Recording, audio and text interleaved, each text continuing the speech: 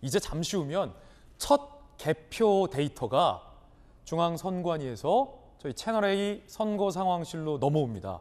아직은 안 넘어왔어요. 잠시 후에 첫 개표 결과가 공개되면 그 결과가 어떤지 선거 상황실 잠시 후에 다시 연결을 해서 개표 결과 들어오면 개표 데이터 분석을 해드리겠습니다. 출구조사 이야기, 경기도지사 이야기를 한 단계 더 깊게 지금부터는 분석을 해드리겠습니다. 경기도지사 선거가 박빙의 결과가 나왔잖아요. 자, 그러면 연령별로 어떻게 선택이 갈렸는지 출구조사 예측조사 결과를 연령별로 저희가 한번 세분화를 해봤거든요. 자, 지금부터 저와 함께 하나하나 상세하게 살펴보겠습니다. 자, 먼저 연령별로 보시죠. 20대 이하에서는 김동연 50.6, 김은혜 45.1. 그러니까 20대 이하 가장 어린, 젊은 유권자들은 경기도에서 김동연 후보를 선택했을 것으로 예측이 됐고, 반면 자, 이거 세대 간의 차이예요. 30대는 10살 차이죠.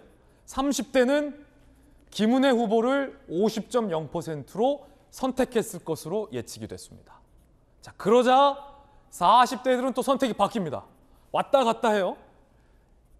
40대들은 71.5, 50대도 김동연 후보가 선택될 것으로. 다만 60대부터는 김은혜 후보를 선택할 것으로 예측이 됐는데, 자, 이 교수님, 예. 연령별로 지금 너무 선택이 다른데요?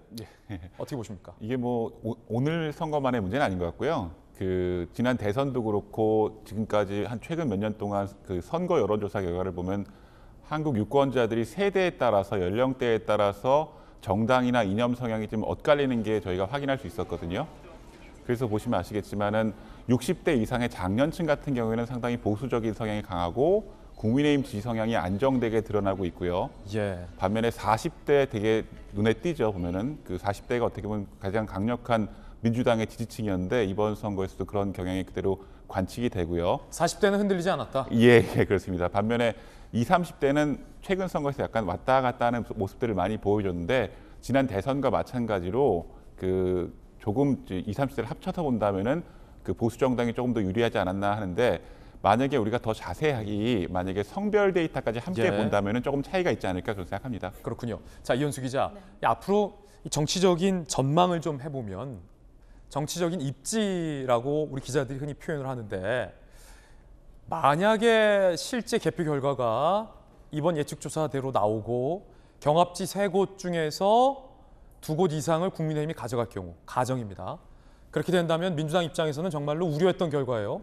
이재명 후보만 살아남는 결과인데, 그렇게 되면 국회의원 배지를 달긴 하겠으나 이재명 후보의 앞으로의 어떤 정치적 위상이랄까 좀 어떻게 전망하십니까? 사실 이번 지방선거에서 재보궐선거에 거물급 인사 2명이 나왔지 않습니까? 이재명 후보도 나왔지만 안철수 후보도 출사표를 던졌었죠. 지금 예측조사 수치로 봤을 때는 이재명 후보는 8%포인트 차이로 앞서는 것으로 나왔고, 안철수 후보의 경우에는 18%포인트 앞으로 앞서는 것으로 나왔습니다. 좀 차이가 있습니다. 예. 이런 상황에 사실 인천 지역의 선거와도 많이 연관이 되어 있는데, 인천시장에서도 지금 현재 국민의힘이 우세한 것으로 예측이 되고 있는 부분도 영향을 좀 미칠 것으로 보이고요. 그럼 이현수 기자, 인천 전체, 계양은 인천에 속하니까 그렇죠. 인천에서 소위 이재명 효과가 있었다는 겁니까? 없었다는 겁니까? 그러니까 이재명 후보의 영향이 사실 이재명 바람이 불 것으로 생각하고 이제 이재명 후보가 참전을 한 것도 있고, 이 바람이 사실 뭐 전국까지는 안 불더라도 인천 그리고 경기까지는 불 것이다라는 관측이 있었는데, 지금 현재 결과를 봤을 때는 그 예측조사의 결과지만 인천의 경우에도 국민의힘이 우세한 것으로 나오고 있고, 계양을 해서도 많이 앞서지 못한, 그러니까 압승이라고 부를 수는 없는 결과로 예측이 예. 되고 있는 부분이 향후 이제 국회에 입성은 하겠지만 당내에서 어떤 입지를 다져갈 것인가. 실제로는 이제 이번 선거를 무사히 치르고 8월 전당대회에 출사표를 내서 당권에 도전할 것으로 지금 알려져 있었는데요. 예. 만약에 이 예측 조사 결과대로 나온다면 향후에 이제 전당대회 출사표를 던질 수 있을 것인가, 그리고 당의 이제 혁신에 앞장서서 그 역할을 맡을 수 있을 것인가라는 부분에 대해서 좀 당내에서 논란이 있겠죠. 자, 그렇다는 말은 이재명 후보가 국회의원이 되더라도 당 대표 지도부로서 전당대회 출마 여부가 불투명해질 수 있다라는 말씀이세요? 그렇죠. 향후 이제 지방선거 결과 나온 후에 다음 날 사실 여야가 가장 바쁩니다. 특히 패배를 하는 쪽 당은 더 바쁜 움직임을 보이는데요. 양당 모두 이제 예. 지금 국회 원내 협상 상황도 사실 교착 상황인데다가 민주당 같은 경우는 전당대회, 당권을 도전하는 전당대회를 앞두고 있는 상황인 만큼 이제 향후 지도부 구성을 어떻게 할 것이며 어떤 구도로 당내 이제 당권 도전하는 구도가 형성될 예. 것인지 이 지방선거 결과에 달려 있다고 해도 과언이 아닐 것 같습니다. 자, 그럼 국민의힘의 조수진 의원님, 네. 민주당의 우상호 의원이 네. 선거를 앞두고 이런 인터뷰를 했어요. 만약에 이번 선거에서 민주당이 5곳도 못 얻는다면 7곳이라고 했던가요? 5곳에 7곳 내지를 못 얻는다면 지도부는 총사퇴해야 된다. 비대위 총사퇴해야 된다. 거기에 지금 이현수 기자의 분석에 따르면 이 선거 결과대로라면 이재명 후보가 당권 도전도 불투명해질 수 있다는 말이잖아요. 네. 앞으로 민주당은 어떻게 되리라고 보십니까? 글쎄요. 더불어민주당 같은 경우에는 이제 어느 정당이든 선거에 대해서 책임을 지는 모습을 지도부가 보여야 되거든요. 그렇기 때문에 현재 비대위 체제지만 뭔가 전환이 필요하다. 이렇게 다들 생각을 할 거고요. 지금 이현수 기자가 잘 설명을 했지만 이재명 일병 하나를 구하겠다고 모두가 다 지금 전사한 양상이 지금 현재로서까지는 보이고 있는 거예요. 예. 그렇다면은 과연 이런 분이 모든 것에 대한 패배의 충격을 딛고 쇄신의 어떤 아이콘이 될 수 있느냐, 여기에 대해서는 굉장히 부정적이겠죠. 예. 네.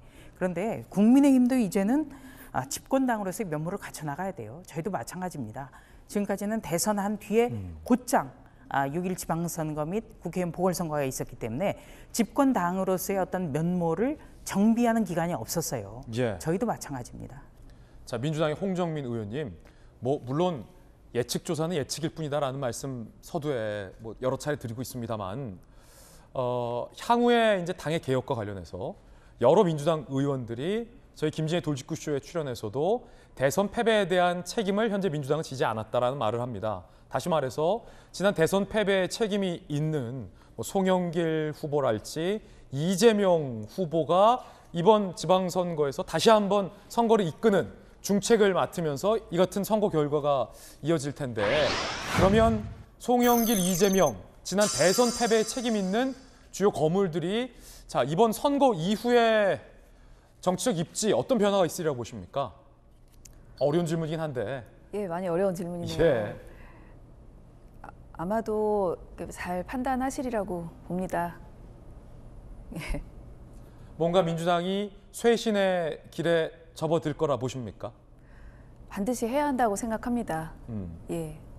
근데 그 중심에 다시 이재명 후보가 위치하느냐, 아니면 개판은 없다라고 하니까 또 다른 이재명, 송영길 이외의 다른 민주당의 인물이 개혁의 중심에 가느냐의 질문을 드릴 수밖에 없을 것 같은데 어떻게 전망하십니까?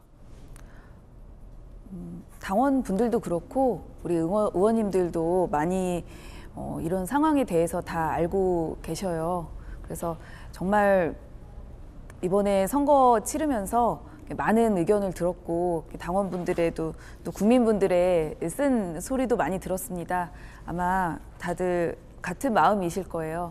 현명하게 이번 선거 끝나고 잘 판단해서 우리 민주당도 더 쇄신하고 국민분들께 다가갈 수 있는 그런 정당으로 거듭날 수 있도록 할 것 같습니다. 예. 네. 자, 이현수 기자. 그렇다면 사실 민주당의 이제 전당대회가 이루어질 것이다라는 얘기가 많은데, 민주당을 좀 취재를 해보면 지금 대선과 지방선거를 이끈 지도부는 사실상 같은 지도부란 말이죠. 그렇죠. 이 동일 지도부 이외의 다른 중진의 의원들이 전당대회에 도전할 것이다. 사실 이런 얘기도 벌써부터 선거 전부터 나오고 있거든요. 아까 조수진 의원은 급기야 분당 가능성까지 거론하셨는데, 자, 어떤 변화가 있으리라고 보세요? 지금 선거 우선 결과도 나오지 않은 상황이라 그 이유를 좀 예단하는 거는 무리가 있지만요. 지금 전당대회는 예정되어 있는 일정이고 당내에서 여러 이제 출마자들이 준비를 하고 있는 것도 사실이고 실제로 이재명 후보의 경우에도 전당대회 출마 가능성이 점쳐졌던 만큼 이번 선거 결과에 따라서 이제 누군가가 더 참전을 하거나 또는 누구에게 더 힘이 실리는 그런 구도가 형성될 수 있겠죠. 특히 이번에 혁신, 박지원 비대위원장이 혁신안을 꺼내들었고 당내에서 조금 갈등을 일다가 결국 봉합한 채로 함께 이제 혁신에 나가겠다라고 발표를 한 바가 있는데요. 그 혁신안이 어떻게 될지 또 박지원 비대위원장도 당을 꼭 바꾸고 싶다라는 의지를 여러 차례 밝혔었는데 향후에 당내에서 또 어떤 도전을 이어갈지 여러 가지 이제 볼 수 있는 포인트들이 많이 있는 것 같습니다. 예. 자, 출구조사, 예측조사 결과 함께 분석해드리고 있습니다.